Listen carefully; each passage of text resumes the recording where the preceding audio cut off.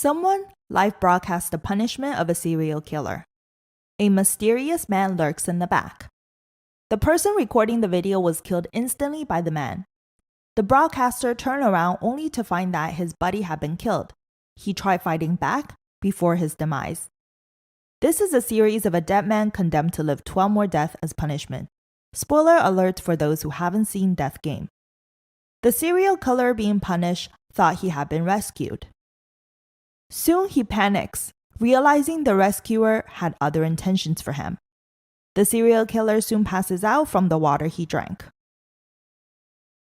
When he woke up, naked and tied up in a very Dexter-inspired setup, the serial killer was faced with inhumane torture of amputation. The blood splattered on the aligned canvases around the table, much like red paint. His tormentor seemed to enjoy this process. The god of death warned EJ if he had idea of killing in his next life, she would stop him. A bullet heads towards EJ. He woke up, standing over the sink, palms full of red stain. He sees a shadow behind the curtain. It's just a robe. He explores the building, a large space with red wall and terrifying paintings. The smell of blood fills the air. The memory card rises from the bucket of blood. Chung Kye-cho, a 34 years old, born with a talent in arts. His gift was never recognized by the public. One night, he encountered a woman's dead body. Greatly inspired by the scene, the painting sold well. Is critically acclaimed to have captured human depravity.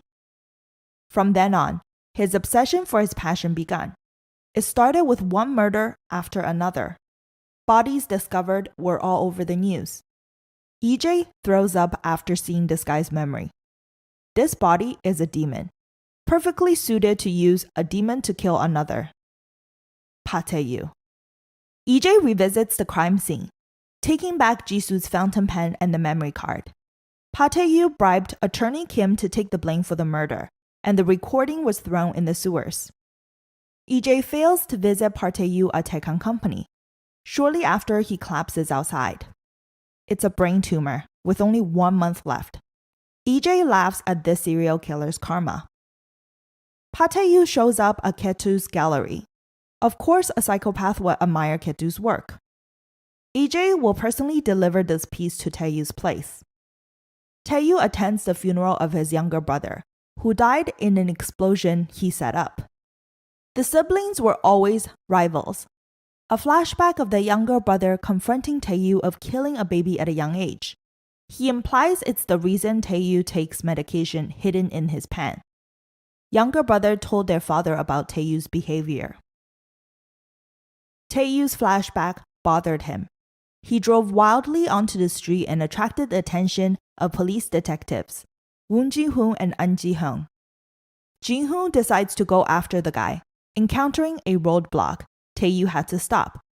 Unable to put back his ID, clearly Tae-yu is on drugs. Jin-hyo pulls Tae-yu out for an inspection. An Ji-hyung recognized the CEO of Taekyang. He warns Ji-hoon to leave it. Tae-yu made a call to the commissioner. With his connections and wealth, Ji-hoon had to apologize. Tae-yu smacks Jin-hoon's face and warns An Ji-hyung to back off. Tae-yu threw some cash to cover the damage. An Ji-hyung was praised for knowing his place. Tae-yu drives off. EJ was waiting at Tae-yu's place. He purposely dusts his shoes on Tae-yu's car. There's no camera around this area. Tae-yu throws a punch and tells the guy to leave. Iju spits on Tae-yu's perfect hair. This starts a fight. Tae-yu gets kicked down. He usually doesn't take any beatings. Losing the fight, this guy goes to get his shooting range rifle from the car. EJ was shot. He suddenly wakes up and takes over Tae-yu's car, circling the area to knock Tae-yu down. EJ came prepared with a bulletproof vest.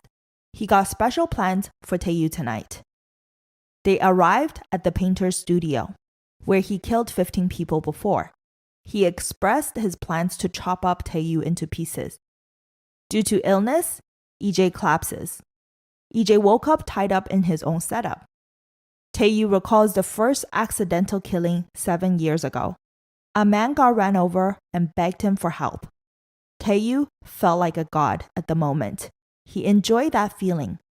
A sensation he never felt again, even after more killings.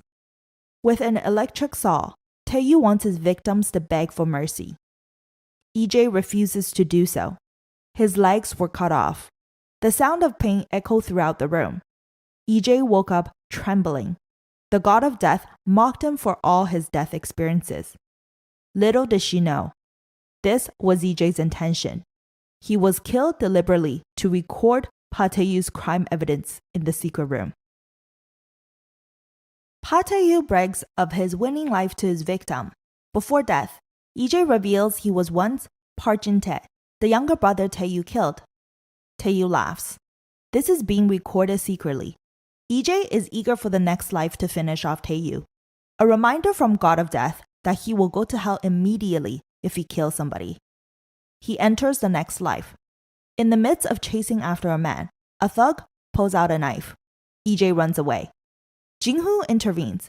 He seriously can't believe his senior was running away. The crystal is here. This man is An Ji-hyung, 42 years old. His dad was a police officer who died on mission. He became a policeman like his father. His mom is devastated. He promised her he will look after himself before work. His mom passed away as well. Jin-hoo bails out during all the missions. He was known as the cowardly, pathetic colleague to others. The cellmate who betrayed EJ in another life appears on the street, causing a scene. Ji-young openly admits to murder. This is all captured on social media. EJ puts his new body skill to test.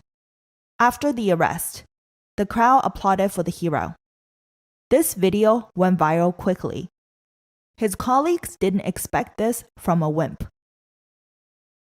EJ and partner Ji-hoon heads towards a serial murderer's home.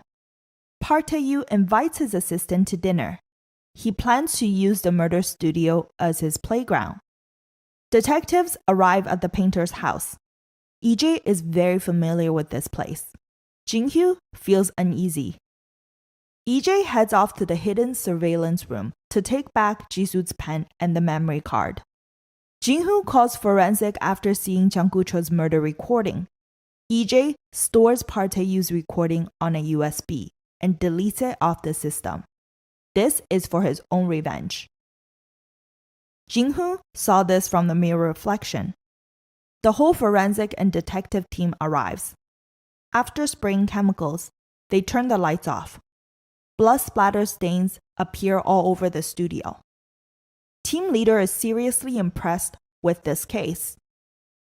Ji-hyung is no longer a wimp. Taeyu arrives at the house with his assistant. EJ hints that only criminals come back to the scene. Ji-hyung is now famous for solving this crime. However, this doesn't sit well with Taeyu. He contacts the mob boss to put a hit on this detective. EJ hands the Taeyu murder USB to the news. It's to be aired later. This seems like a perfect plan to expose a wealthy and connected psychopath. The detective team is praised for the good work. EJ had to tell Ji-hoo the USB of Taeyu murder has to be played on the news. The man will get away if they submit the evidence into the station. EJ's mom comes to the station again. She hands in the bag of money that magically appeared in the apartment. The guy who gave her the money died shortly after this. This made it more complicated for the innocent mother. EJ left food for his mom, watching her from afar.